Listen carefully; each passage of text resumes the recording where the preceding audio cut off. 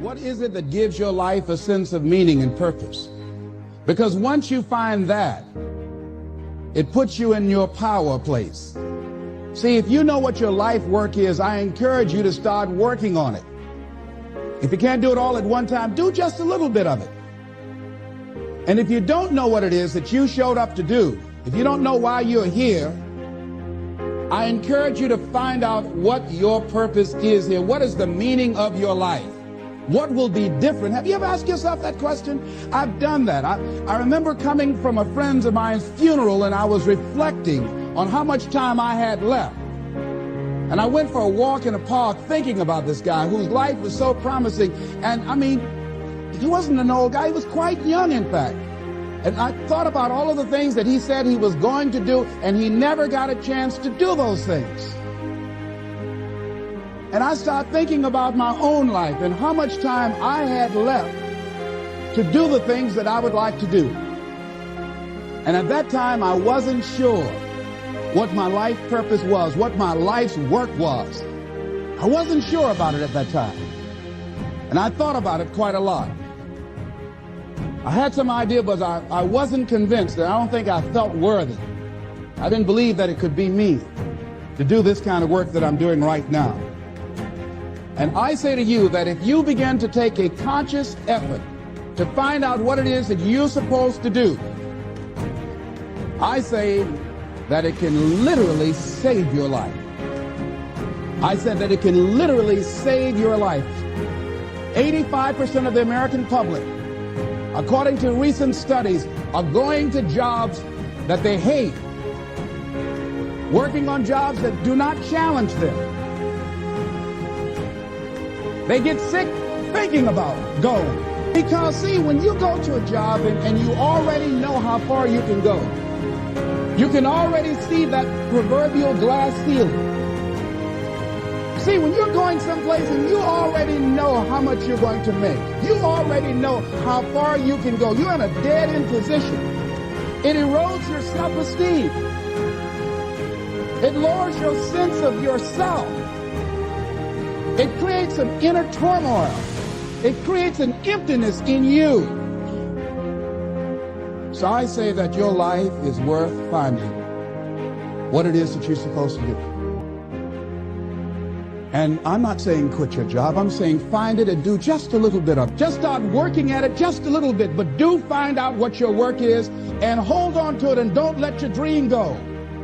Don't let it go. See, and here's something else I want you to begin to look at. Why is it that most people don't pursue their dreams or don't do better than what they're doing if they're capable of doing it? I think that many of us don't go the next step because we don't know what to do yet. And I say that the reason that we don't even explore the possibility of what to do is because subconsciously we don't believe that it can happen for us, and we don't believe that we deserve it. So here's what I'm suggesting. How much time do you spend working on you?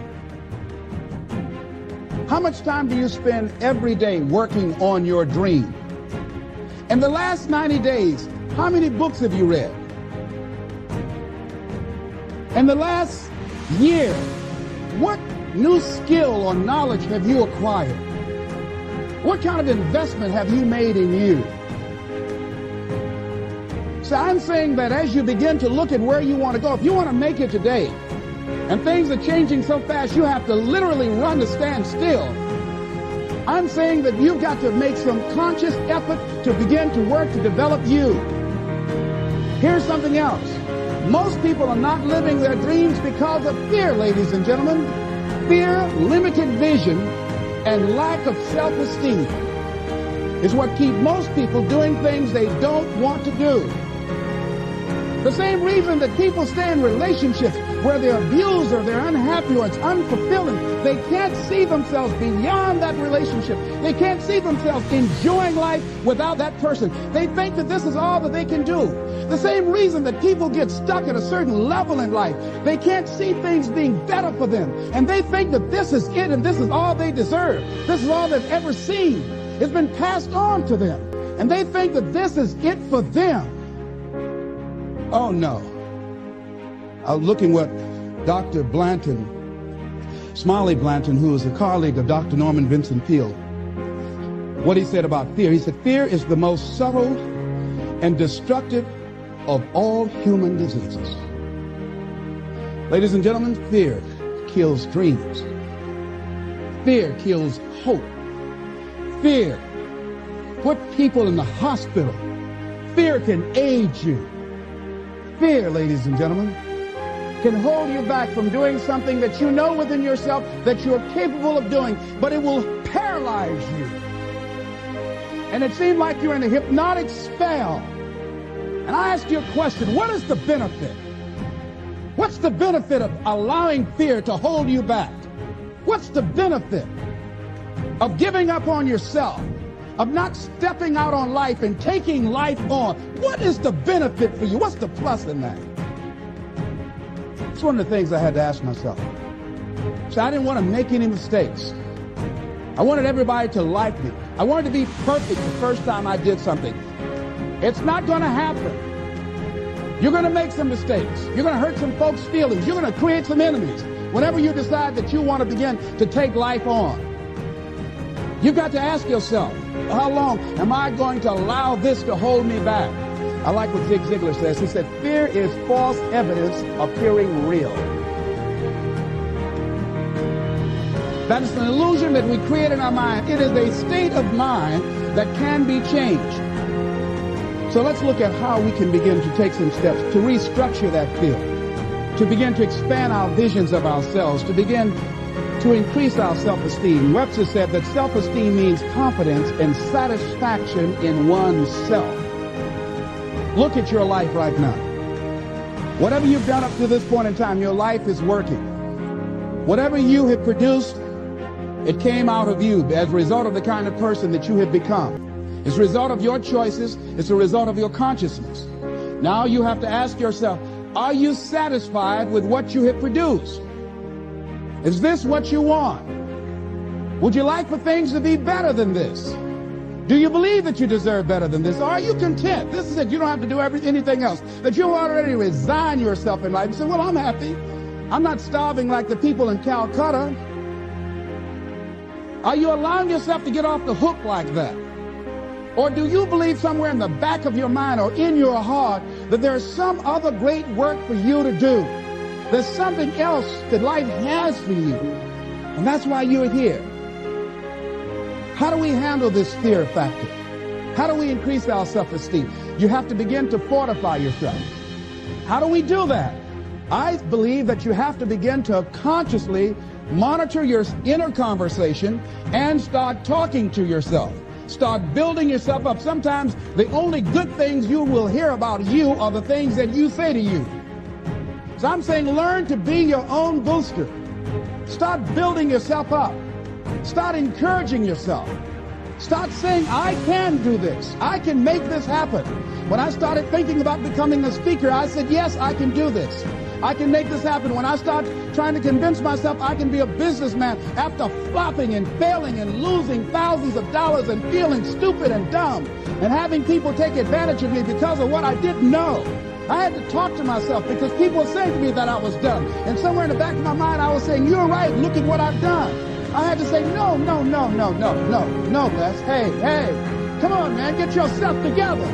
You can handle this, you just haven't figured it out yet. It's all right, this is your training period. This is the tuition you have to pay for what you don't know. You can do this, other people have done it. It doesn't take an Einstein. Get you some people that can teach you some stuff that you don't know. Get you some people that have done it successfully and learn from them. Take some seminars, workshops, read some books on how to manage a business. Change the way you see yourself and begin to tend to the personal details. Understand that nobody's going to take care of your business better than you. And when I start changing that kind of mindset of beating myself up because of my mistakes and start looking at the possibility of my doing better, of my making the adjustment that would enable me to do what I want to do successfully, things begin to change. And I say, stop beating up on yourself. You do it. I know you do it. I've done it. It's a natural inclination for us to put ourselves down. See, we are born negative, I think, in a negative consciousness because we live in a negative world. Here's some other things, ladies and gentlemen. Begin to guard your mind against negative programming, like turn off the television. Don't watch the news. So you've got to guard the kinds of things that you put in your mind. See, if you don't program your mind will be programmed, because human beings are goal-oriented. That's why we die of broken hearts early. That's why we're running through life to early graves. We're going through life, ladies and gentlemen, and I think that Henry David Thoreau said that most men live in quiet desperation. Most of us go through life running scared. So we created this in our minds, false evidence appearing real. We made it real in our minds. That's why Churchill said there's nothing to fear but fear itself. That's the destructive monster. So turn off things that can contribute to your fear. Turn a deaf ear to people that all they can do is talk about how negative things are, because they have bought into the consciousness of the world. Start attending workshops, seminars, listening to tapes on a daily basis to begin to recondition your mind, to retrain your thinking. Faith comes by what? Hearing and hearing and hearing. Listen to things that can empower you, that can enable you to create a new reality for yourself and a new life for yourself. You might appear to be strange around most people. You know, most people think you're strange if you're happy today. See, these people have not found their purpose in life. That's why they're grumpy. That's why they're miserable. That's why they're so negative. They're hurting and they want to hurt other people. So start practicing using programs for your mind. Seminars, books, workshops. Keep a journal. Record your thoughts, what's happening with you. Every day when you get up, have a journal near you. See, ladies and gentlemen, we get 3 to 4 thoughts a year that if we would act on those thoughts, they could change our life. What idea are you sitting on? Write your ideas down. And then, once you get that idea, take the leap. Take the leap. See, it's out here in the universe. If you don't take the plunge, I guarantee you, somebody else will. Take the plunge. Go into action. And ladies and gentlemen, you will be surprised at how things will come together. You'll be surprised. Now, you're going to have some difficult challenges. I can tell you that now. Be aware of that. Things are not going to work out exactly right. For a time, they will, sometimes. And that's when life is just playing a game with you. I want you to feel good and relax. But ladies and gentlemen, go into action with your dream. And don't avoid where the fights are. Get in the midst of the fight. Get knocked down so you can learn how to fight, so you can hold your position.